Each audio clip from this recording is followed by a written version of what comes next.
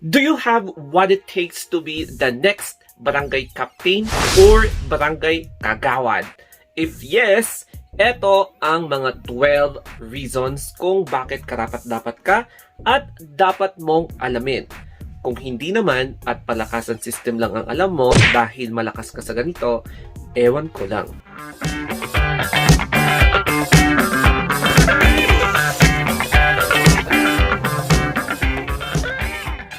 Katatapos lang ng 2022 Philippine National Elections and alam natin na yung mga frontrunners are Bongbong Marcos sa presidente and si Sara Duterte naman ang inaasahang magiging vice president ng Pilipinas. And since tapos na ang election, unti-unti nang humuhupa yung emotions regarding sa result ng elections.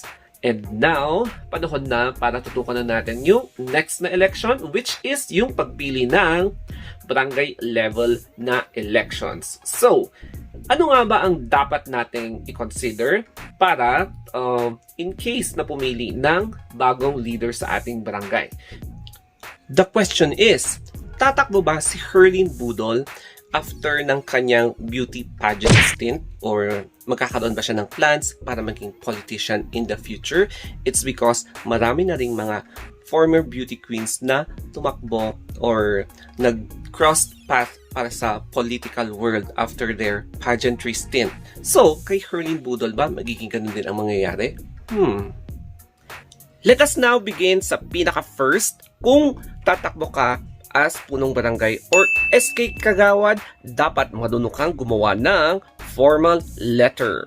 Sa paggawa lang ng formal letter, sa mga formal communication, dapat alam ng leader yan ng kagawad or barangay official or punong barangay. Which is, kapag gumagawa ka ng letter, meron niyang introduction, stating your intent sa letter, tapos yung body, kung ano yung dapat na i-consider, bakit, yun yung reason mo sa inyong communication letter. And then, yung conclusion, ano yung expected na result mo sa mga gusto mong mangyari sa communication letter mo. So, in short, dapat meron yang introduction, body, and conclusion. Tapos, syempre, yung pangalan mo, sincerely yours. Kapag hindi man lang marunong yung punong barangay or kagawad na gumawa ng formal letter, alam mo na kung sino yung pipiliin mo. Ang number 2 naman is to create a barangay draft resolution. Ano nga ba yung platforms mo para ipakita mo sa mga katunggali mo sa buong barangay, yung mga plans mo sa community, in your own local community, if ever patangkal ka bilang isa sa mga barangay officials.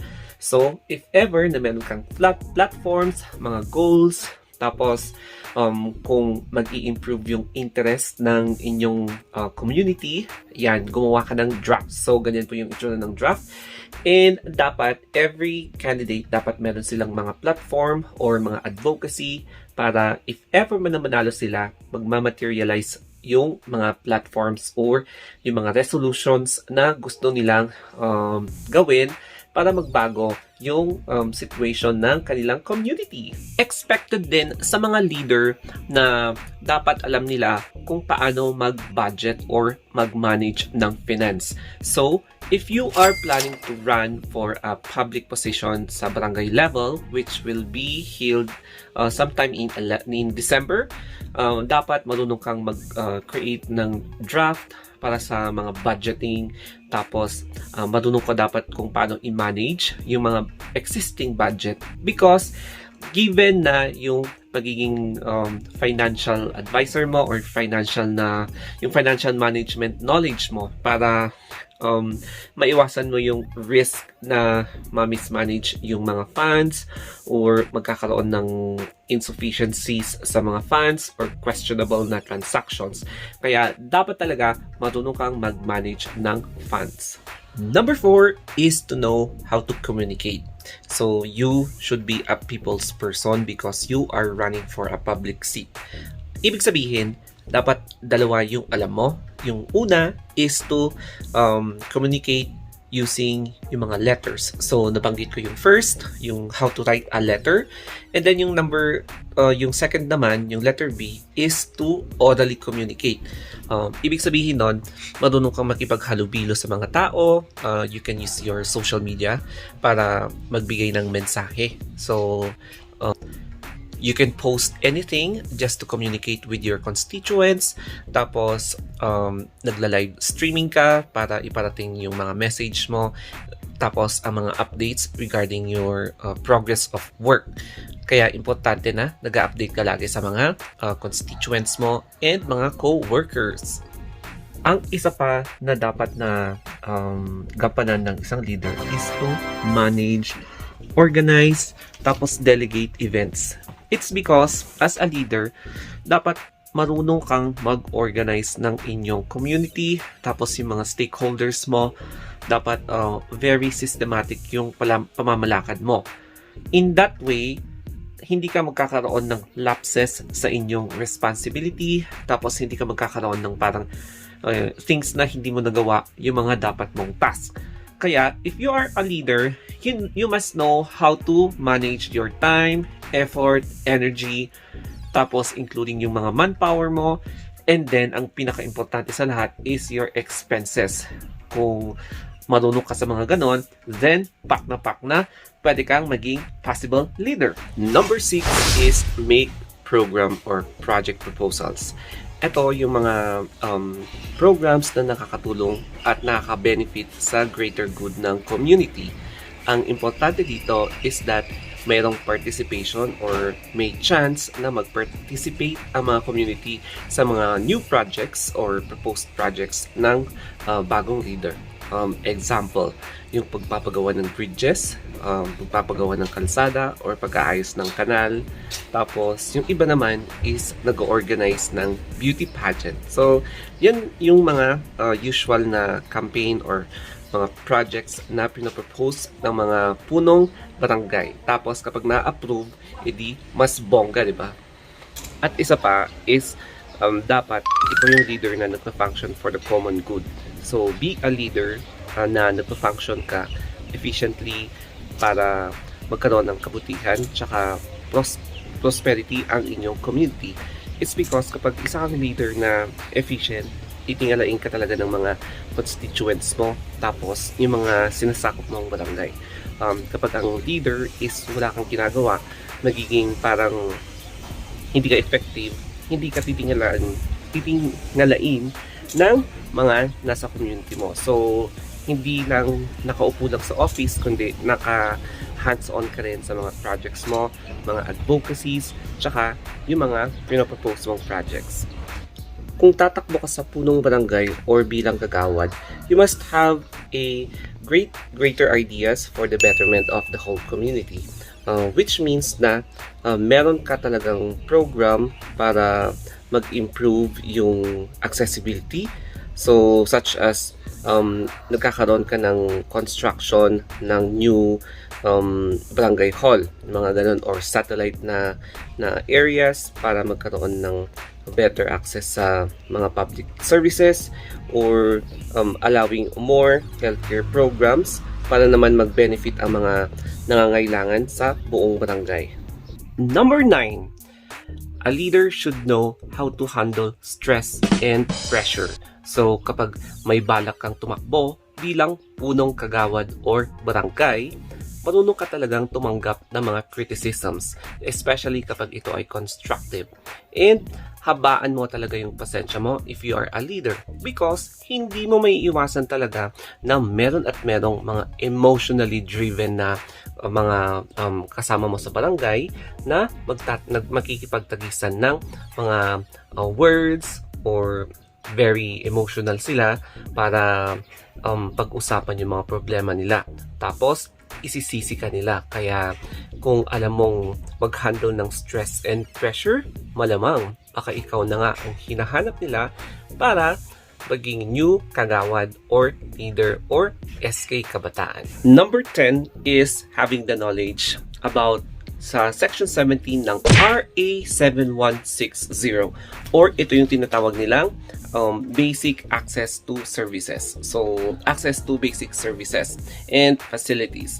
So, eto yung mga basic na security, yung food security, tapos pwede rin pasok din yung internet services or transportation services ng barangay na kailangan talaga ng community because these are important na considerations para maging productive ang community in terms of economic na paraan, basic na security na reasons. Tapos, magkakaroon kayo ng more security reasons para to ensure the safety of your own barangay.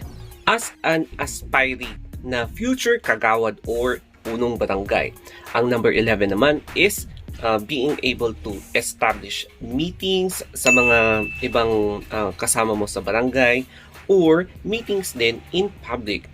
It's because the public has the right to waive their freedom of information. It is important for the leader na i-inform niya lahat ng mga ginagawa niya, especially kapag merong mga new platforms or programs or goals para sa mga miyembro ng barangay in order to have or being enlightened kung ano yung possible na mangyayari or possible na mag-i-improve sa inyong barangay. And yung pang 12 is having the technical understanding on how to create reports or documentation para sa inyong barangay. Ito, yung having the knowledge, yung basic knowledge sa pag-ooperate ng computer, yung nag-encode ka or interactive ka sa social media. Hindi yung porque gusto mong maging leader is uupo ka lang sa table and wala ka nang ginagawa. So, you must have the initiative para mag-create ka ng reports, mag-plan ka, mag-organize ka, at maging systematic sa paggawa ng tangible na plan to ensure na yung mga projects na gagawin mo is going according to scheduled, planned, tapos alam mo kung paano mo siya gagawin or to make it into a reality through your knowledge or basic knowledge sa computer or sa social media or sa pagpo-post something important sa mga social media na profile mo. Kaya in any chance na magkakaroon ng plano si Herlin Budol na magiging miyembro ng kagawad or tatakbo bilang punong barangay, dapat ito yung 12 na considerations na dapat niyang tandaan or kahit na majority of these 12 considerations para naman magkaroon siya or ma-enlighten siya kung paano or ideas kung paano mag-manage or paano maging more inspirational sa kanyang mga fans or sa kanyang mga miyembro ng barangay. So, yes, very exciting itong question na ito or 12 points na ito. It's because it is a way for us to have a criteria or have a basis para piliin ang mga susunod na leader. Kaya bilang ordinary na mamamayan, ito yung talagang 12 important na considerations para mapili mo yung karapat-dapat na tatakbo bilang punong barangay or magiging kagawad or member ng SK Kabataan. So, we should always choose wisely para naman magkaroon tayo ng efficient and effective na pamamaraan para sa ating barangay. Hindi yung backer system lang or dahil meron silang kapit.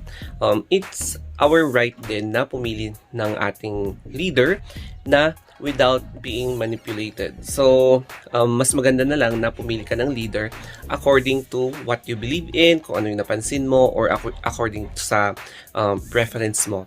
And wag na wag po tayong magpapadala sa mga ibang tao na pinipilit ka kung sino yung iboboto mo, or fino-force ka or lalaitin ka dahil hindi sang-ayon sa kanila yung choice mo na iboto. So, yes guys, choose or vote wisely and tignan natin kung sino talaga ang deserving na mananalo sa punong barangay and kagawad. So if you want more vlogs like this, mag-subscribe lang kayo sa channel ko, The Story of Anthony Vlogs in here. And if you want to reach me out, meron naman akong social media accounts such as sa Instagram, Facebook page, Twitter, and TikTok, The Story of Anthony. So hanggang dito na lamang po. Thank you for watching and have a nice day.